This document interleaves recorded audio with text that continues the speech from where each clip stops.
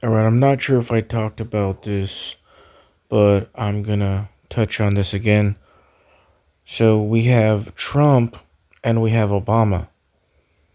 And what is going on here is, in case you haven't caught on yet, that they, the powers that be, name these people certain names, biblical things, to tell us what's going on. And they also do things with numbers to tell us what's going on, and movies, right? You've seen a lot of that on my channel.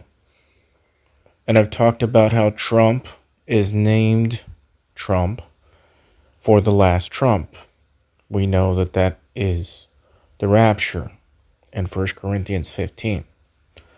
And then we have Obama, who is going to come back, and his name means lightning falling from a high place. So you have the last Trump and Barack Obama, lightning falling from a high place, which is connected to Luke 10:18, Satan falling like lightning. And that is the pattern that they have put in our faces. And it happens simultaneously. Now, one thing that's amazing is you can see this in the numbers also. Trump, as you can see on the top, Donald Trump's birthday is June 14th, 1946. In a common year, June 14th is the 165th day of the year, which is why his birthday coincides with that number. So Trump's birthday is on the 165th day of the year, but look at Obama. Obama's birthday, August 4th, day of the year. August 4th falls on the 216th day of the year in the standard Gregorian calendar. In a leap year, it would be the 217th, but we're not in a leap year. So Trump's birthday is on the 165th, and Obama's is on the 216th. And you can see exactly what I'm talking about with their names. The last Trump rapture, Barack Obama falling like lightning, Satan, with the numbers as well. So Trump is 165, the 165th day. 165, all you have to do is add it to its reflection, plus 561, it equals 726 harpazo, caught up, what we call the rapture.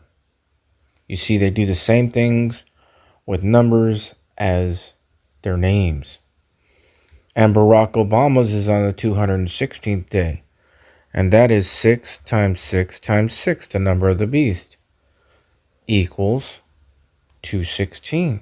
Barack Obama falling like lightning. Luke 10:18, Satan falls like lightning. They put it in the names and in the numbers and in the movies. That's why Donald J. Trump and time traveler equal the exact same thing in English gematria. 888. Because he's the last Trump, according to them, that's why they named him that. And the rapture has to do with time travel. That's what happens. We go into eternity. Now, isn't it amazing that they match with the number 8? Because the number 8 is a number for eternity and new beginnings, even in the way it looks. Never ending, infinity. You see, it's all connected. And in the movie Back to the Future about time travel, they've already admitted that Biff, the time traveler Biff, is Trump. They literally have said that he is Trump. And you can see that Obama is a spitting image of Miles Bennett Dyson from Terminator 2, Judgment Day. Get it? Judgment Day. And Miles Bennett Dyson in Terminator was the one who created Skynet, right? And we know the Antichrist connection with artificial intelligence, angelic technology. So this is what they do, how they reveal what's going on. And it's all biblical, and it's all in numbers, movies, and other things. Another really obvious one for Trump is the movie Donnie Darko. Get it? Donnie Darko. And it's about what? Time travel. right?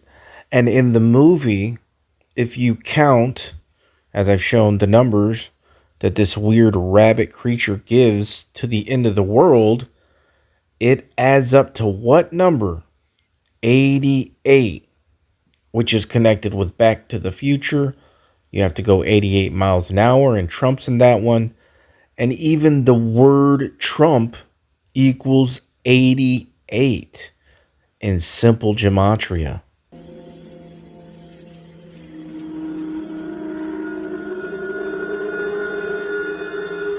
28 days, 6 hours, 42 minutes, 12 seconds.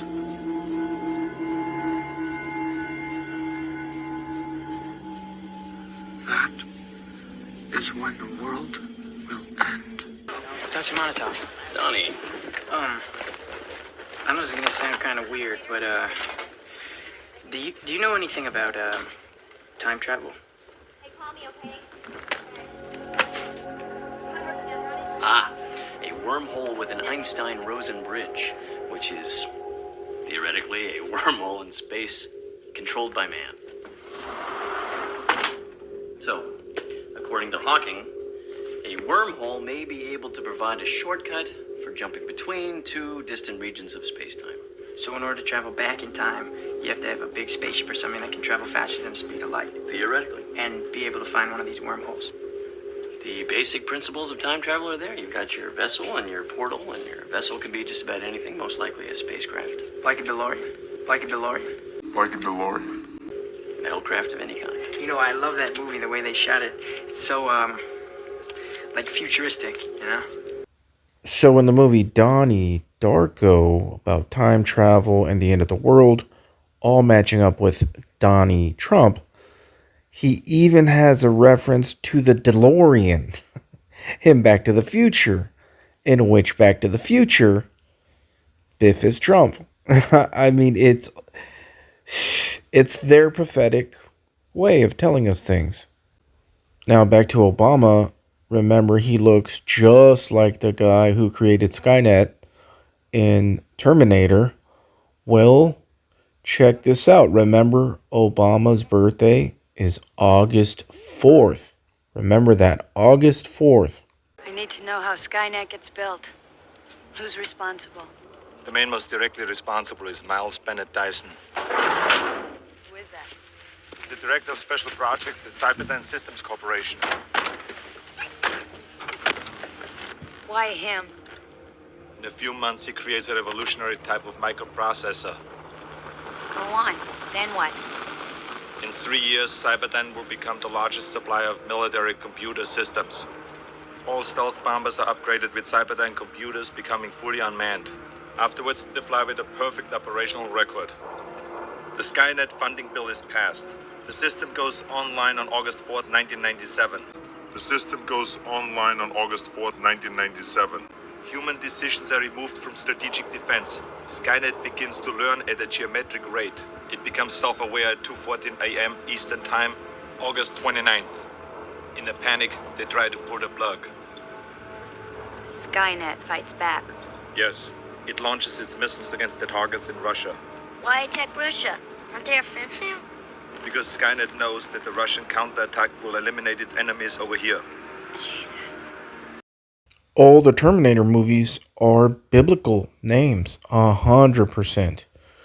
You have Judgment Day, right? Then you have Salvation. Then you have Genesis. Or you have Rise of the Machines, right? Artificial intelligence.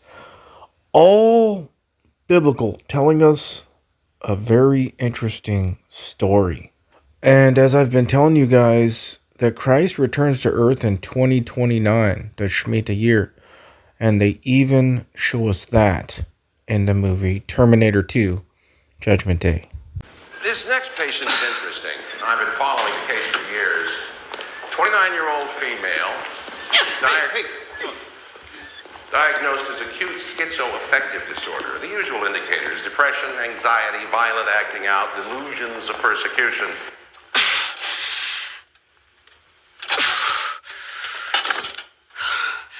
The delusional architecture is fairly unique. She believes that a machine called a Terminator, which looks human, of course, was sent back through time to kill her. That's original. And also that the father of her child was a soldier sent back to protect her. No. He was from the future, too. The year 2029, if I remember correctly. The year 2029, if I remember correctly. Daniel 12, verse 12. Blessed is he that waiteth and cometh to the 1,305 and 30 days. That's 1,335 days. An exact day count from September 23rd, the Feast of Trumpets this year, 2025, 1,335 days forward takes you exactly to May 20th, 2029, on the dot, Pentecost. But what makes this perfect is what Pentecost is about for the Jews. In Judaism, Shavuot, or Pentecost in the Greek, is considered the anniversary of God giving the Torah to Israel at Mount Sinai. This event is often likened to, here it is, a marriage ceremony. Come on, perfect. Between God and the Jewish people. The Torah given at Sinai is viewed as the ketubah, or marriage contract, outlining the terms of the relationship between God and Israel. And it was pointed out to me a while back that actually Pentecost has not been fulfilled with Jesus and the Jews in the flesh. And that's 100% true. Remember the day of Pentecost, the Spirit came down, but Jesus said, I have to leave so the Spirit can come. So technically, the next day for Jesus to be with the Jews is Pentecost, not Feast of Trumpets and not Day of Atonement. My numbers are perfect.